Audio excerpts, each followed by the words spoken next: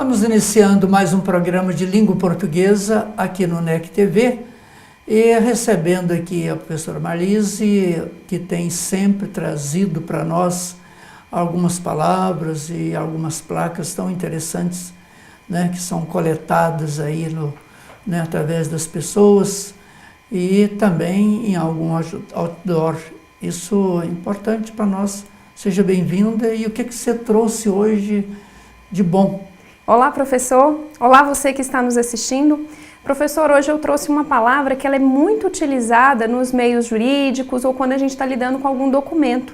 Uma amiga veio e me disse que a pessoa pediu para ela fazer uma rúbrica num documento que ela estava resolvendo. Ou seria rubrica? Com ou sem acento? Pois é, a gente fica até triste, né, de ouvir, porque principalmente nesse local, né, num cartório, que as pessoas já estão muito acostumadas com essa palavra. Mas a gente ouve constantemente mesmo de pessoas até instruídas, né, estudadas, que diz que vai fazer uma rúbrica. De verdade, está completamente equivocado. Essa palavra não é proparoxítona, porque veja, quando se pronuncia rúbrica, primeiro até fica mais difícil. Curiosamente, as pessoas sempre têm a preferência por aquilo que é mais fácil, quando vai pronunciar uma palavra. Mas esta faz a opção exatamente pelo mais difícil, que é transformar uma palavra que nós chamamos de paroxítona em proparoxítona. Traz o acento para a primeira sílaba dela. Mas a palavra certa é rubrica, né? Então, dê uma rubrica aqui, e não uma rúbrica, portanto, rubrica.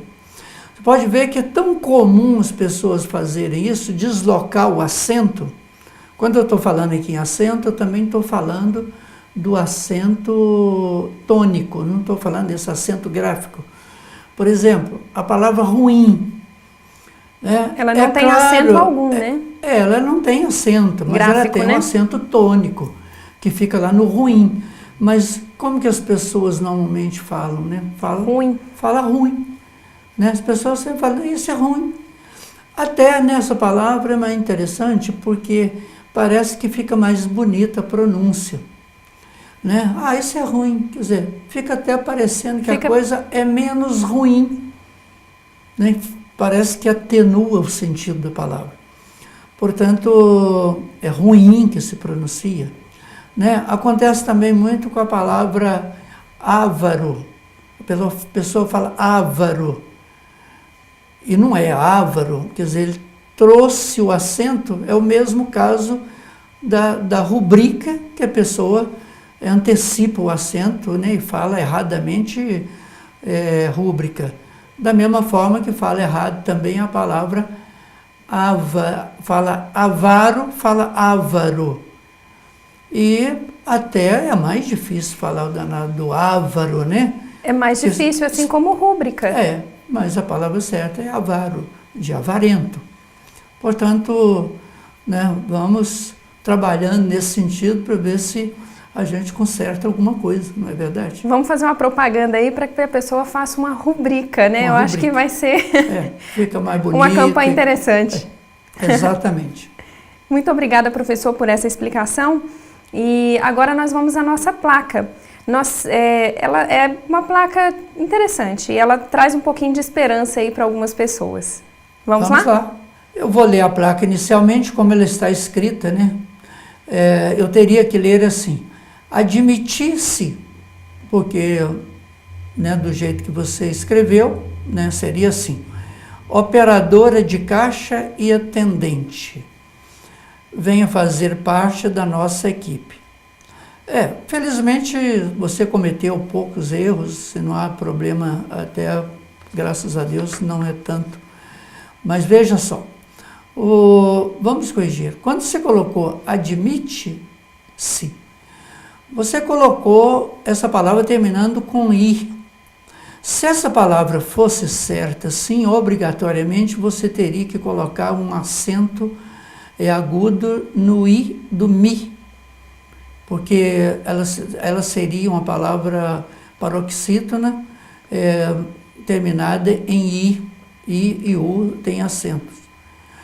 Mas você cometeu um outro erro mais grave, que é o erro de concordância. Então vamos corrigir aí. Admite-se, você teria que trocar esse I final por E e colocar aí um M. Seria admitem-se. Mesma coisa de alugam-se apartamentos, alugam-se casas.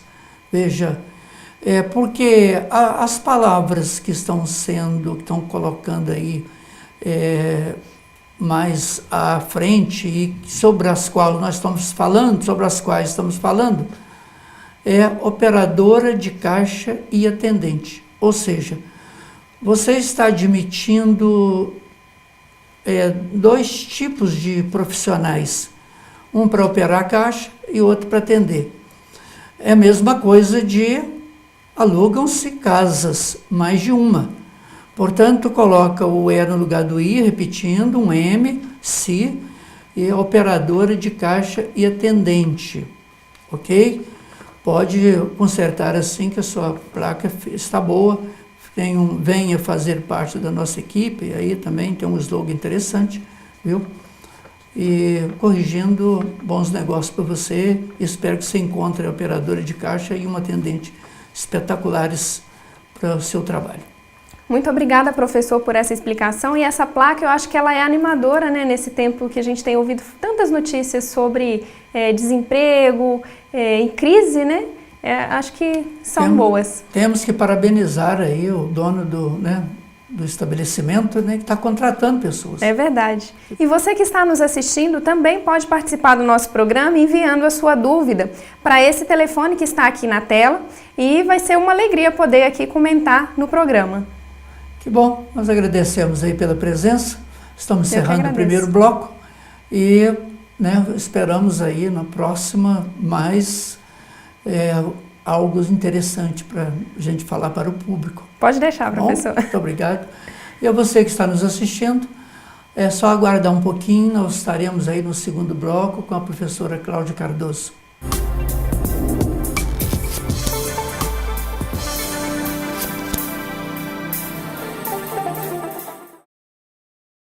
Estamos recebendo aqui no NEC TV, mais uma vez, a professora Cláudia Cardoso, que é coordenadora do curso de Letras da Centro Universitário de Caratinga. Seja bem-vindo, professor. Obrigada, professor. E, em um dos nossos programas, nós falamos aí sobre a coerência na produção assim, de um texto, quer seja um texto escrito, quer seja falado, quer dizer, que é um texto oral. Então, há autores que citam assim, vários elementos que a gente poderia facilitar e que precisam ser observados para a construção de um texto, escrito ou oral.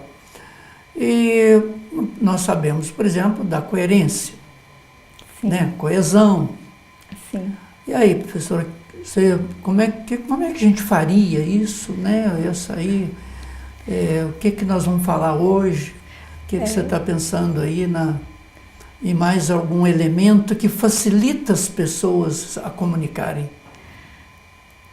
Pois bem, professor, os critérios de textualidade, de construção de um texto, são vários. Dentre eles, a coesão e a coerência. Nós falamos aqui em um de nossos programas sobre a coerência textual, mas a coerência e a coesão são interligados. Para que um texto tenha coerência, algumas vezes, obrigatoriamente, ele precisa de coesão. Por que algumas vezes? Porque o texto pode não ter coesão e ter coerência. Porque a coerência é o princípio da continuidade, em que interlocutores se entendam numa situação de comunicação. Então, se não tem coesão, ainda assim, algumas vezes o texto é possível de compreensão. Mas nós não podemos dizer o mesmo de um texto que tem coesão mas não tem coerência. Isso também acontece. Algumas vezes a coerência aparece no texto, mas o texto não tem nenhuma coerência, ele não tem nenhuma comunicação. Como seria isso? A coesão são aqueles elementos que ligam as partes de um texto, né? As conjunções, que nós aprendemos lá no ensino fundamental, médio, né? Mas, porém, e, também, né? Uma infinidade, cada um com o seu valor, né? Uma de adição, e uma de adversidade, oposição, mas, enfim. Esses são elementos de coesão que amarram o texto, que juntam as partes do texto. E eles, né, que dão uma harmonia a esse texto, consequentemente, uma coerência a esse texto. Para ficar assim, bem claro assim, para o nosso ouvinte, você veja, por exemplo, uma pessoa quando ela está bem bêbada, né? Já tomou várias... E ela, daí a pouco ela está tomando nem a cachaça mais, está tomando a garrafa, né?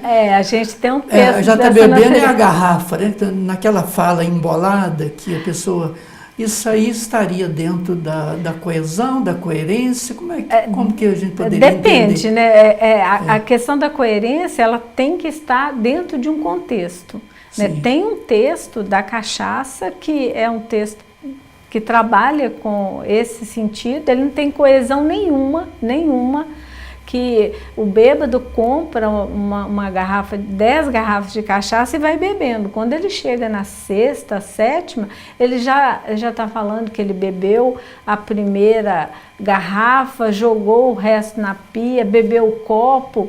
Então ele perde totalmente a coesão, mas ainda assim o texto é coerente. Por quê? Porque a gente sabe, o nosso conhecimento de mundo, que as pessoas, quando estão embriagadas, elas não falam coisas conexas. Então, tem uma coerência. Agora, você pode ter um texto com coesão e que ele não serve para nada. Se eu disser a parede é de tijolo, o tijolo é de barro, o barro... Ou seja, é um texto com coesão, mas que não diz nada. É como se estivesse chovendo no molhado, né? Informações vazias. Então, tanto a coesão quanto a coerência são essenciais para o desenvolvimento de um texto. No que se refere à coesão, nós temos ainda os operadores argumentativos, que são elementos que dão uma direção argumentativa para o texto. Que além das conjunções, nós usamos, por exemplo, os advérbios. Quando eu estou dissertando, por exemplo, e emito uma opinião, infelizmente tal coisa aconteceu. Esse infelizmente é um operador argumentativo, é um elemento de coesão textual e é um elemento que está direcionando o meu discurso. Eu estou penalizada com tal situação. Sim. Então, para que esse texto ele seja amarradinho, é preciso que esses elementos eles sejam escolhidos com muito critério. Porque, de repente, você tem pensa em algo e, na hora de colocar no discurso... É como se você estivesse escrevendo, você terminou um parágrafo, tem que ter alguma coisa nesse parágrafo que te leva a fazer o segundo, não é verdade? Sim. Essa progressão textual, justamente. Finalizou desta forma, assim, você vai... amarrando esse texto. Nós estamos falando de elementos que dão progressão ao texto, elementos coesivos, mas também tem aqueles elementos que retomam, que fazem referência, que se eles não forem usados com critério, também podem deixar o texto confuso.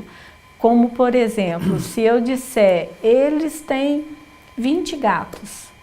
Eles estão doentes. Ora, eu usei aí um elemento coesivo, eles, um pronome, que faz uma referência a quê?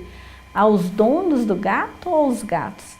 Então, eu estou usando aí um elemento coesivo que, neste momento, ele está confuso. Eles têm 20 gatos. Eles estão doentes. Os donos dos gatos ou os gatos?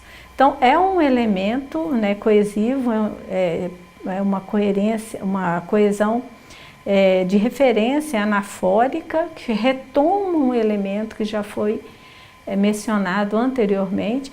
E na hora que estamos escrevendo ou conversando, é muito comum que a gente não perceba isso. Eu acho isso muito interessante, exatamente porque as pessoas, quando estão ouvindo o outro falar, não tem muita paciência. Quer dizer, está ouvindo, mas está pensando o que ela vai falar.